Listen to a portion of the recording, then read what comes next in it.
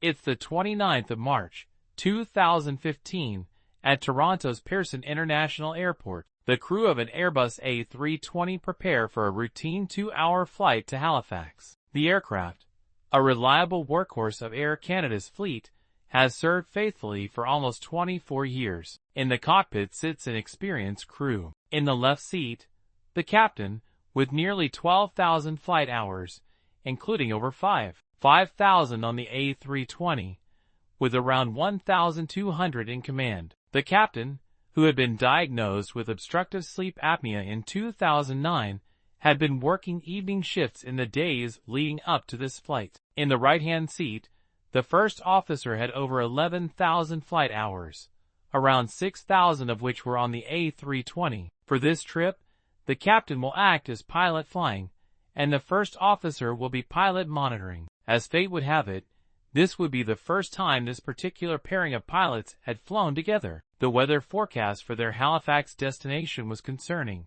Winds at 15 knots, gusting to 21 from the north.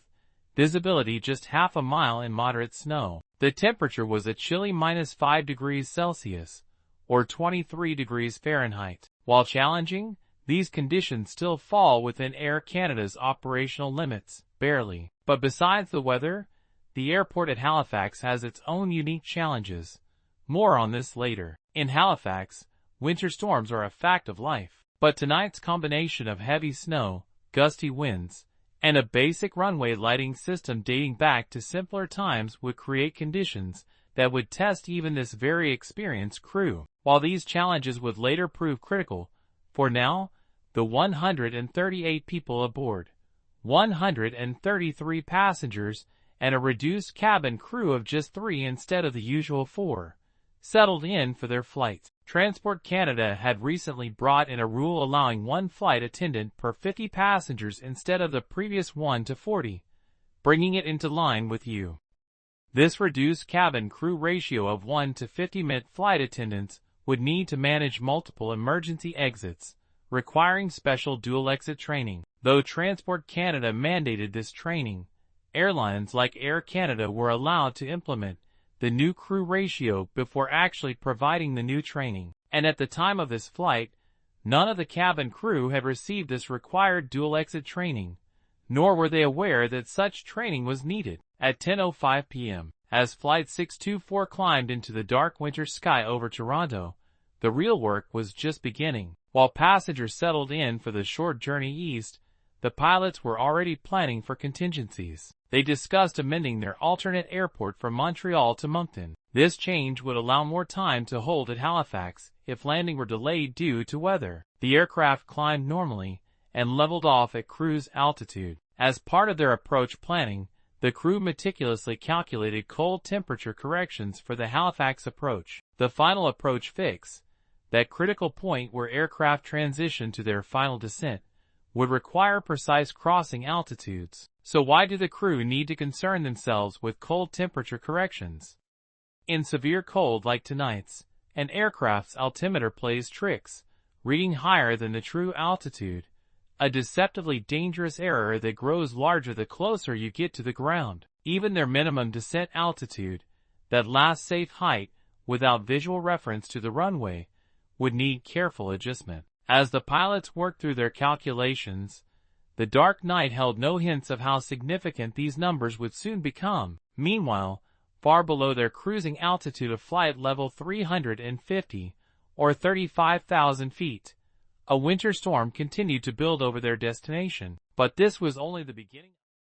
Unlike most major runways, Halifax's runway 05 has only basic lighting, extending 1,500 feet from the threshold, and ODLs, omnidirectional approach lighting system, with just 5 individual lights spaced 300 feet apart. In the United States, this runway wouldn't even qualify for an approach in these conditions without an additional 900 feet of approach lighting. Ahead of the crew lies an approach with some hidden dangers yet to reveal themselves. The runway's upward slope creates treacherous visual illusions, and a previously undiscovered panel setup error means setting the runway lights to setting 4 automatically reduces the approach lights to a much dimmer setting 2, a crucial flaw that will soon come into play. And at the opposite end of the airport, visibility sensors record wild fluctuations, from 1,600 to 4,000 feet of visibility within 15-minute spans. Somehow,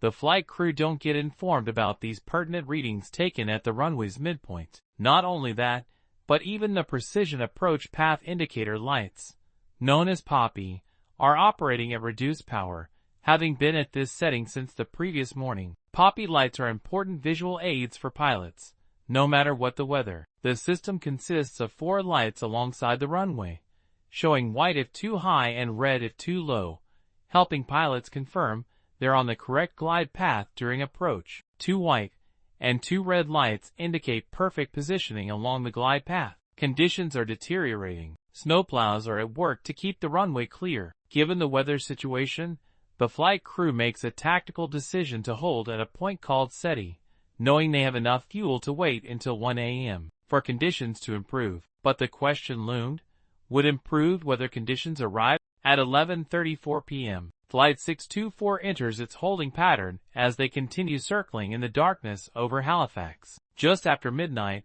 there's a shift change of air traffic controllers at the tower. The crew had earlier put in a request for maximum intensity runway lights, but somehow, this request wasn't actioned, and that's a detail that will soon prove critical for the crew. The precision required tonight leaves no room for error. They methodically calculate their approach, a 3.5 degrees descent angle, adjusted up from the published 3.8 degrees to account for altimeter deceiving temperatures. Their final approach fix, 2,200 feet, factoring in a 200-foot cold weather adjustment. The minimum descent altitude, 830 feet, carefully built from the published 740-foot plus essential safety buffers. Remember, the pilots are making all these precise calculations because cold air can make their altimeters read higher than their actual height, which could be potentially dangerous. At 12:09 a.m., the tower reports visibility of 1/8 of a mile, then quickly updates that to a quarter mile. By 12:13, they're reporting an improved half-mile visibility in falling and drifting snow. Based on this apparent improvement, the flight crew determines they can proceed with the approach. After all, they've got enough fuel to hold if needed. At this point, it's likely the crew were falling prey to a psychological condition known as planned continuation bias. We'll come back to this later. It's now 12:16 a.m., and air traffic control clears Flight 624 to a point called ODS, 11 nautical miles from the runway, authorizing their descent to 4,000 feet. The snowfall intensifies as they descend into darkness, snowflakes hammering against the windscreen like static, further isolating the crew from the world. At 12:23 a.m., 12 nautical miles from the runway threshold, the aircraft levels out at 3,400 feet. The pilots initiate a left turn to intercept the localizer at 11 miles out, their eyes most likely alternating between instruments and the snow-filled void ahead, hoping to catch a glimpse of any form of ground reference. 3 minutes later, at 12:26 a.m., about 8 miles from the runway threshold, the captain calls for the landing gear to be extended. The landing lights remain off, a technique pilots use to reduce the disorienting effect of snow reflecting in their vision. At 6.7 nautical miles out from the runway threshold, the aircraft is precisely where it should be, geared down, flaps set, fully configured for landing. Through the swirling snow, the aircraft begins its descent. But something isn't quite right. The crew has unknowingly started down just moments too soon, 0.2 nautical miles before the proper final approach fix. In aviation's unforgiving mathematics, this seemingly tiny deviation would prove, let's just say, problematic. The winter winds aren't helping either. Like invisible hands, persistent gusts keep nudging the aircraft away from its intended path. The Airbus A320's autopilot, faithful to its programming but blind to the bigger picture, keeps maintaining its assigned 3.5 degrees angle. When these gusts push the aircraft lower, the autopilot dutifully maintains that same angle, creating a path that mirrors the intended one, but further below it. And in the darkness below, the snow-covered ground is getting closer. To make matters worse, the crew did not monitor the vertical component of their approach. But this wasn't pilot error. They were dutifully following Air Canada's standard procedures. Without this monitoring, and without manual corrections, this deviation would only increase. It's a bit like following a straight line that's too low while thinking you're on the right path, and nobody's checking to make sure the plane is at the correct height. Unbeknownst to the pilots, they're now getting dangerously close to the ground. Meanwhile, in the cabin, the passengers were probably blissfully unaware that anything was out of the ordinary. They likely couldn't see much out of their windows, but wouldn't have expected to either, given it was dark and snowy outside. Their descent would have felt just like any other descent they were accustomed to. 12:29 a.m. And the synthetic voice of the radio altimeter calls out, 400. Almost immediately after, they crossed their calculated minimum descent altitude at 2 miles out from the runway threshold. Minimum lights only, calls the first officer, straining to make sense of what can be seen out the window, or what can't be seen.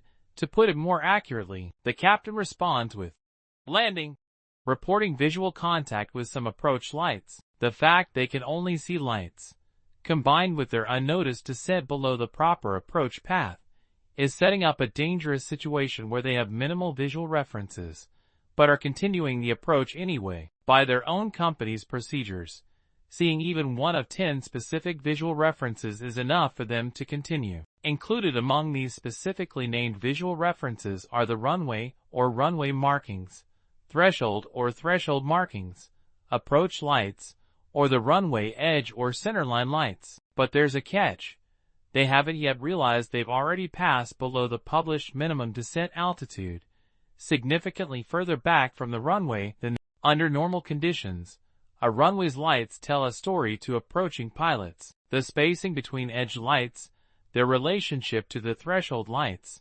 It's a precise visual language that speaks of height, distance, and position. But tonight, unfortunately for the pilots, nature has scrambled that language. That upward slope adds another layer of danger. Even a subtle incline can trick pilots into thinking they're higher than they actually are. The heavy snowfall acts like a veil, allowing the crew to see only fragments of the runway's light pattern at a time. In this swirling white void, each snowflake caught in what little light there is helps to dissolve the pilot's depth perception. Movement becomes impossible to judge. The human brain, struggling to interpret this broken visual dialogue, can no longer trust what it sees. Yet through all this, the autopilot remains engaged, well beyond the point where pilots would normally take manual control. It's a decision that speaks to a profound trust in automation, but one that will prove costly. In these final moments, back in the cabin, the passengers and cabin crew likely believe they were just moments away from a regular landing. Little do they know what's about to happen. At 12:29 a.m. and 47 seconds,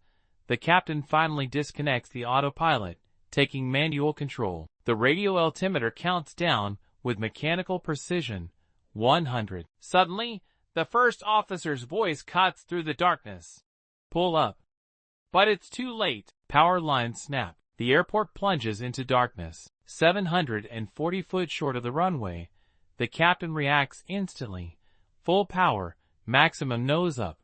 A textbook go-around initiation. Unfortunately, they were out of time. 12:30 a.m. Exactly, a left tire catches an approach light. Then impact. The landing gear slams into the snow-covered embankment violently. The aircraft hits the localizer antenna array, becomes airborne again, strikes the ground again. Darkness fills the cabin as all power cuts out. In the cockpit, both pilots' harnesses fail. The captain's head strikes the glare shield. The first officer's eye is seriously injured. The fuselage crumples. Nose gear collapses. Landing gear tears free, becoming deadly projectiles. They rip through the horizontal stabilizers. A cargo beam punches through the cabin floor. A coffee maker from the galley breaks loose, striking a flight attendant. And in the darkness of the powerless cabin, the PA system falls silent. The evacuation must begin, without announcements, without lights, without power. Passengers initiate their own evacuation through 4 overwing exits,